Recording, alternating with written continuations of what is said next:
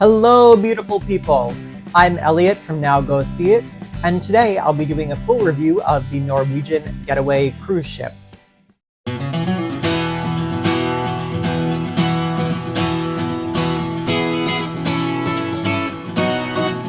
We recently returned back from a cruise in early December, and I'm going to tell you all about it.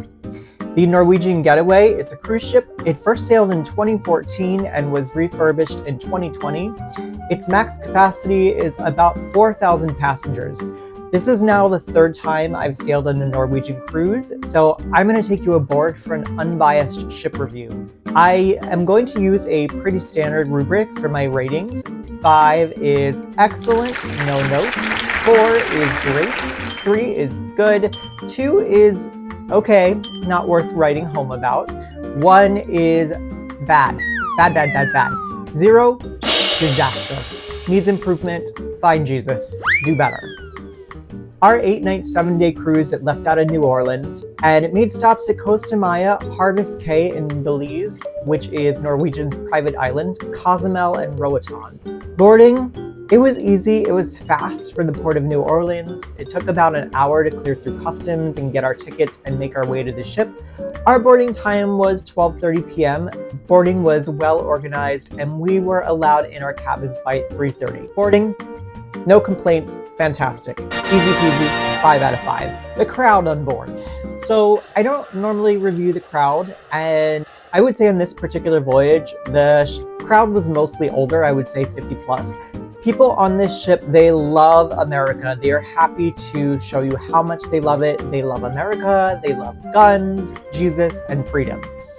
I love sunshine, vodka, and sitting around and making quips while being served vodka. And I didn't feel uncomfortable at any time, but this crowd, they're not city folk. But I still had a nice time overall. Everyone was very friendly on board the ship. There's nothing simpler than avoiding people you don't like. Avoiding one's friends, that's the real test. We did go on this cruise during the first week of December, so this may have accounted for the older crowd. There were a fair amount of children on board, surprisingly. But I will say that this ship is a great one for families. If I was a kid, I would have spent hours at the ropes course, the arcade, the water slides are dope.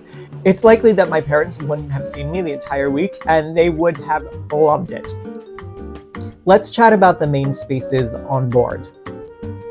The lower floor, the hub of the ship, is the atrium. And this is where there's a Starbucks, there's guest services, shore excursions, and some smaller performances and trivia shows.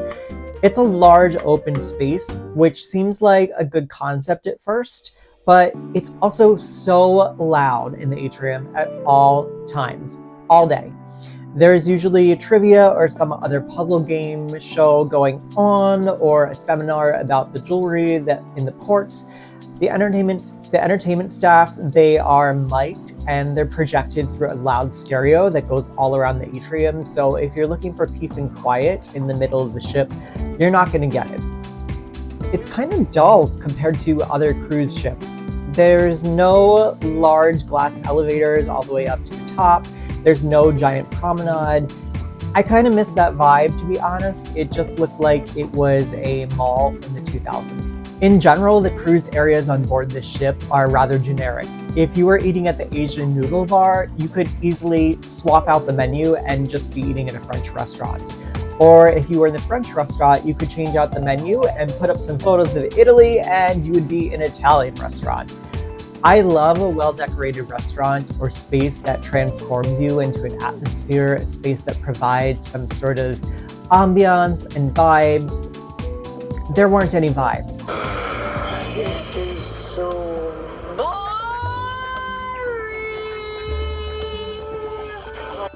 Our journey, it was sailing at full capacity. While it was always busy everywhere, I never felt overwhelmed. There were a couple of smaller venues where we got turned away due to capacity limitations, but usually there was a second showing or a second seating of whatever it is we were trying to do.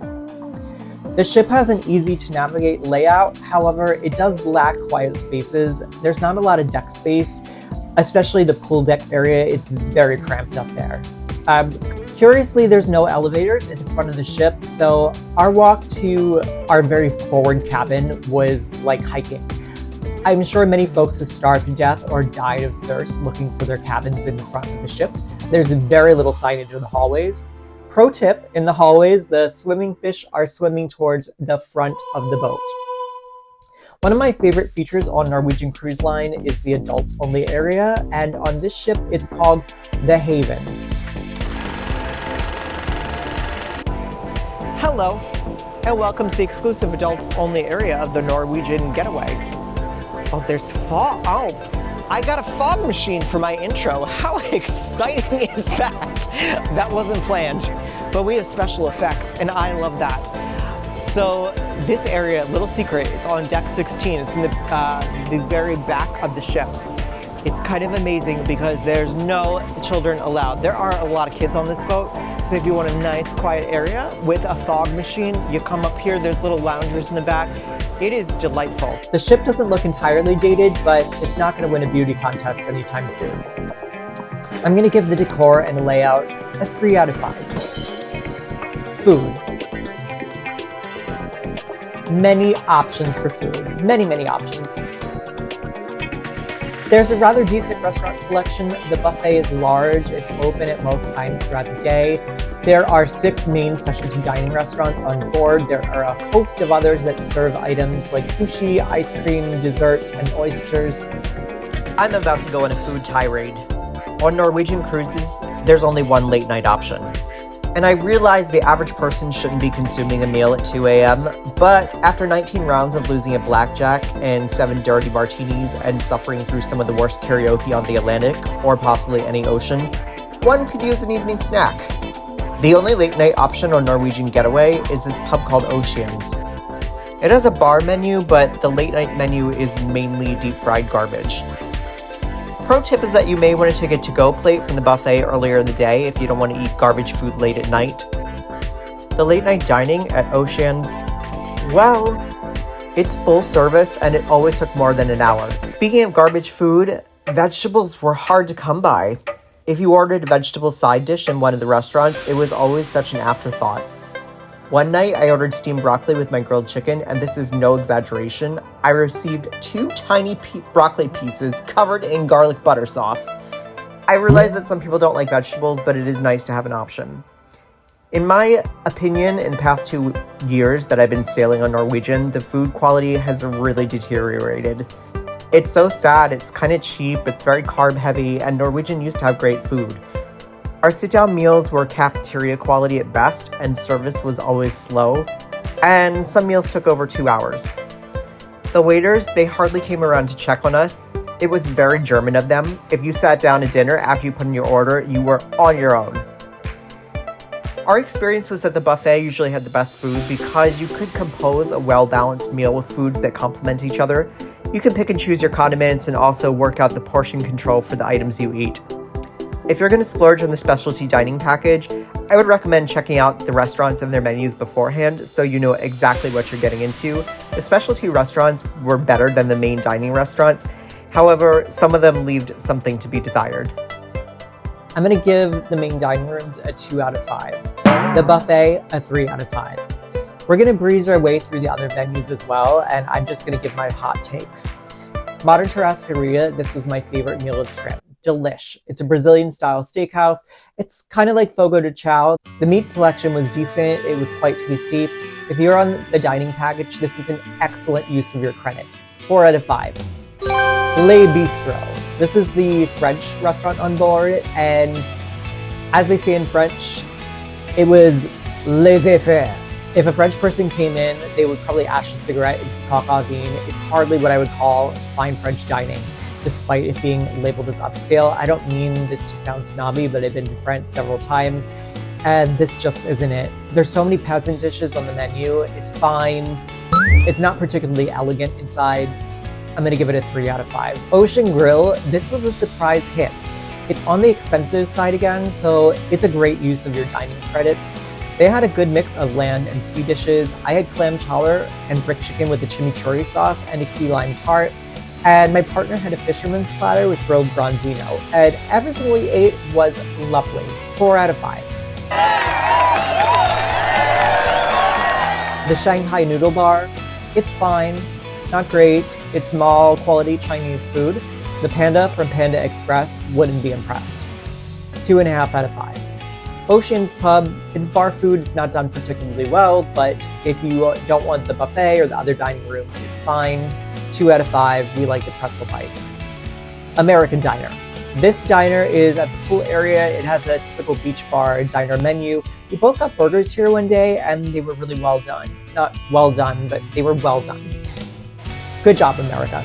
You could eat outside and the staff wore cute little diner outfits, and I'm sure that they really love those costumes. 3 out of 5. Service. It wasn't terrible, but it wasn't good.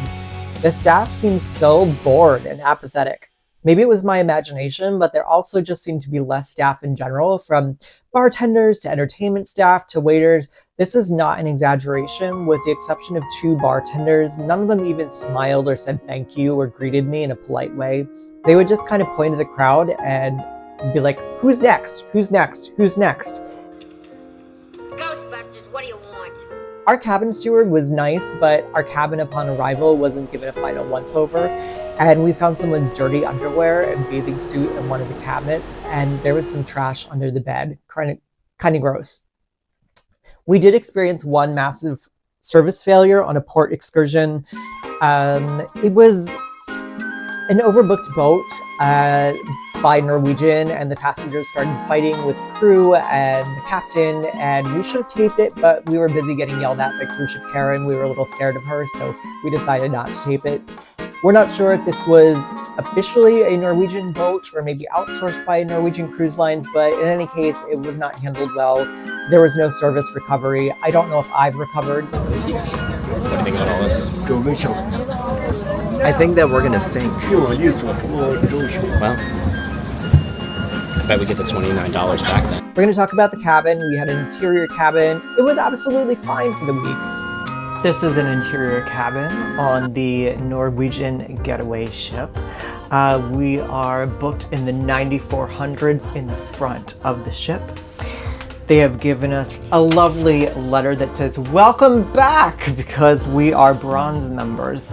So you get a bunch of benefits depending on your tier status. So we have gotten a welcome letter. That is the amenity that they have given us because we've reached bronze status.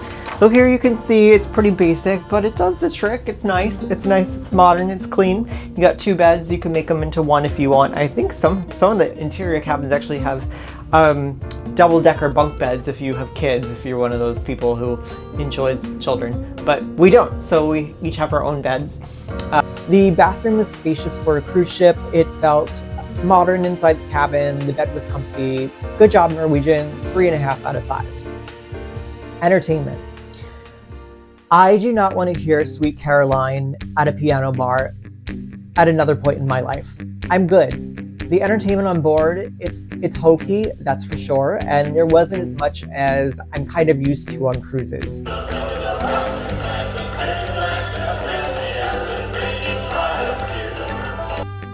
There was a Broadway remix show, which was actually really decent, and an abridged version of the Broadway musical $1 Million Quartet.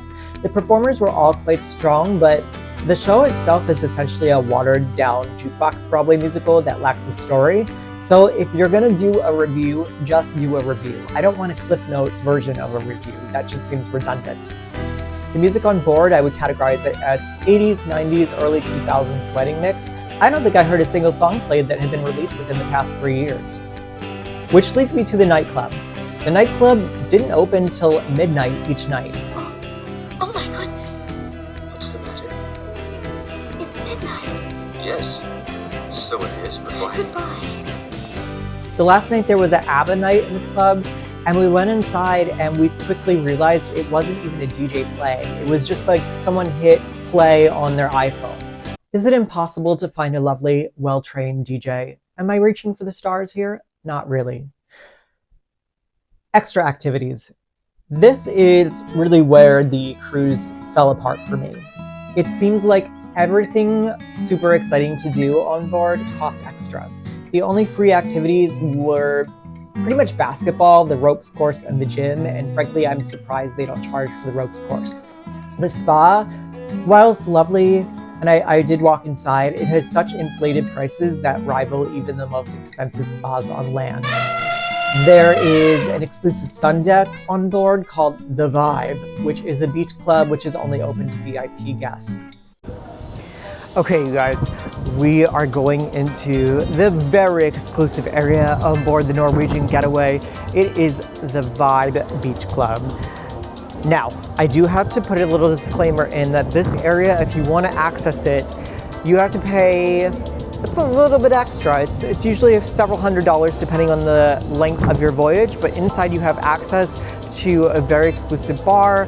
There are super comfy loungers. There's a couple hot tubs. It's way less crowded. So on Now Go See It, you are going to get a peek into what can be the VIP section of your vacation.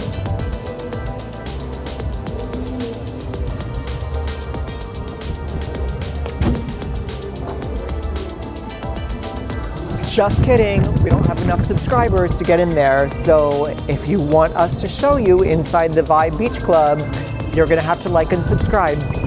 Thank you. Things like billiards, bowling, the arcade, none of these activities are included in your cost of the cruise itself. Painting classes, tours of the ship, these will all cost you quite a lot. So besides free trivia, there were several game shows on board, but the prizes for these games,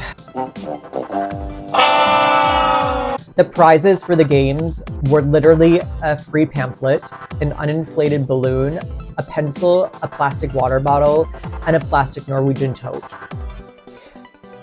Yeah, not great. There were also a ton of outdated concepts like the not so newlywed game and the opposite sex game. I know some people enjoy these, but I don't know how in 2024 we're still playing these outdated games. Not to sound woke, but it's just all slightly misogynistic, trans, homophobic to me, and I'm not even easily offended. It's just so blasé.